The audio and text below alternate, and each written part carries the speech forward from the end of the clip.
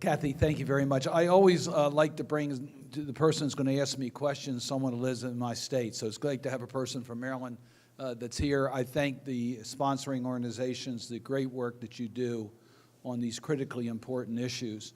When I was first elected to the United States Congress, and that goes back 30 years ago, I started working on the Helsinki Commission.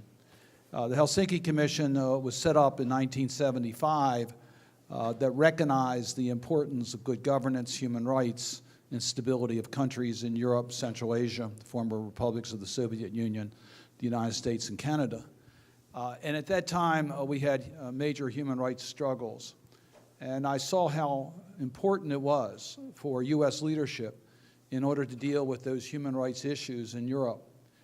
And it just brought to my attention that America's strength is in its ideals, and that our toolbox for national security certainly includes the strongest military in the world and the best military armaments in the world. But it's also our diplomacy and development assistance that has made America the great nation that it is, and the nation that so many other countries want to partner with. So when you look at what we've been able to achieve through U.S. leadership, it gets you motivated every day. It was 25, 26 years ago in the United Nations that we developed the Millennium Development Goals. A lot of people in this room were part of those efforts, and I thank you for your leadership here and around the world. And we established goals like reducing extreme poverty, saving infants and mothers, and we've been able in that period of time to reduce the infant mortality rates by over 50, almost 50%. That's thousands of babies saved every day. That was U.S. leadership that made a huge difference. 2 years ago, I represented the United States at the United Nations when we were negotiating the Millennium Development Goals, the Sustainable Development Goals that we're now dealing with, the next generation. And as part of that effort, on behalf of the United States, we negotiated Goal 16, which was particularly important to me. I just want to talk one moment about that. Goal 16 is good governance. Good governance is critically important for us to achieve our international goals. And when you look at what that, you start to drill down what that means. It means fighting corruption. It means dealing with modern-day slavery and trafficking. It means transparency. And it recognizes that corruption robs a country of its wealth. In many cases, it robs a country of its ability to survive. In the United States, we've taken the leadership, not only with the Sustainable Development Goals, but the passage of the extractive industries, transparency. Thank you, one campaign, for your leadership in making that a reality. It only took 6 years, but we got it done. And as a result of what we did in SEC rulings this past month, the international community has moved with us because U.S. showed leadership. And now you can follow the money. You can look at the contracts. And we hope that the resource curse will become wealth for countries so that they can improve the economic opportunities for the people of that nation. So, Kathy, it's part of what I believe America can do best. And that is we can provide for our own national security by improving the stability of countries around the world so that they have healthy babies, they have health care, they have food, they have sustainability, they have economic opportunity. And by the way, we then take away the voids that can create instability and extreme terrorism. Wow, that was great. So can I'm going to borrow the microphone. That's the kind of leadership we want to have in the U.S. Senate and in the White House. So you even wrote to your constituents recently and said it's not a zero-sum game between protecting civil rights and our national security. We really have to do both. And that's kind of what this Goal 16, I think you all know about the Sustainable Development Goals. There are 17 of them, which sounds like a lot, but in fact, you would be hard-pressed to identify one that doesn't belong because they're all interrelated. They're all leading us from poverty to prosperity, and they're all ensuring that we are taking care of our planet at the same time. So your recognition that Goal 16 about anti-corruption and about transparency is really critical. Data is obviously something people are talking a lot about now. How do we think about better use of data for development, for thinking about growing economies, and even here at home? Well, you're right. Transparency to me is critically important. It is the ability to be able to get a more effective use of resources. We have limited resources in the United States. We want our resources used more effectively. Working with Senator Rubio, we were able to pass and sign into law the Transparency Initiative for foreign aid. So now U.S. foreign aid, you can go on the website to be able to see exactly where the funds are going, and you can track what we're doing with your tax dollars internationally. So transparency is a critical ingredient of good governance, and the United States must lead by example. We need to take care of business at home first.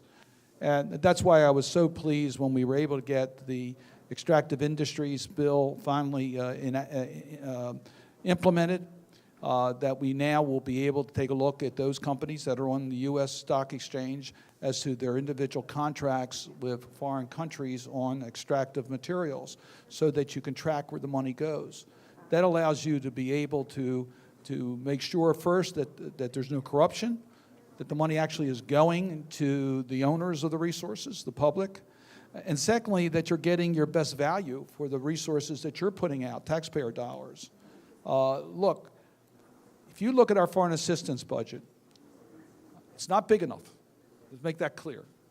It should be bigger.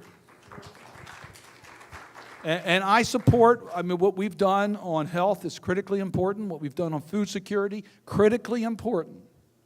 And I support those programs, and I support more resources going into those programs. But look how much money we put in democracy and governance. It is so small, of such a small pie, that when I was in Africa with Senator Coons, when we were there, and we were meeting with our ambassadors and missions, they said, give us some more money for governance. These countries are ripe for just developing. They want to develop the right things. They need technical help and assistance. So we can do a better job in America in how we develop a foreign assistance strategy. But for that to happen, you need to know how those decisions are being made. It's got to be in the sunlight. And I hope this new legislation will get you engaged with us to make sure that we're the most effective use of your taxpayer dollars in our development assistance programs. And when we can show that, I think we'll be able to get bigger pies, more resources in these areas. So you were there when the goals were being adopted. You helped negotiate them. And I heard that there was a moment in the Dirksen Senate Office building where you led the standing ovation after the gaveling of the goals, but Senator Corker was right there with you. So that kind of bipartisan leadership is what we absolutely need if these goals are going to go forward. And they are universal, so they affect our country too. And you might say a word about that, but also I know a lot of people think one of the most important issues, and certainly our founder, Ted Turner, says this all the time, if we don't invest in women and girls, you've heard that today, how are we ever going to get there? So can I ask you about those two issues? Oh, absolutely. And you're absolutely right. We need and do have friends on both sides of the aisle on these issues, and it's genuine. I work with Senator Wicker very closely on the Helsinki Commission on Human Rights globally. I've worked with Senator McCain on human rights in Russia, and certainly Senator Corker, a dear friend, on the Foreign Relations Committee. We've worked together. I already mentioned Senator Rubio on the transparency bill. So we have friends on both sides of the aisle. But I must tell you, and not just because we're at the Democratic Convention, I'm proud to be a member of the party that believes in building bridges and not building walls. I also am proud to be of a party that's talking about how America will continue to reach out internationally and provide leadership to help the stability of the world. So yes, it's important that we build our bipartisan strategies. It's the only way we're going to be successful, but we also need to counter some of the rhetoric we've seen in this campaign. If you look at the Sustainable Development Goals, you'll find that how a nation treats women is very much ingrained in just about every one of the goals. Because you've heard this said, and I've said it many times, and my colleagues have, if you wanted a barometer as to how well a country will do, look at the way they treat women. And that's a fact. Women are better investors than men. They invest in children and education. Men like to invest in bombs and weapons. And how you deal with rights of women will very much affect how well a country will not only grow economically, but how stable they will be from the point of view of conflict. So yes, we have in the Sustainable Development Goals, gender equity goals and initiatives. We have education opportunities, knowing that women in many parts of the world have been denied equal opportunity to education. We have agricultural reform. As you know, most of the workers in agriculture globally are women, and the land reform issues very much discriminate against women.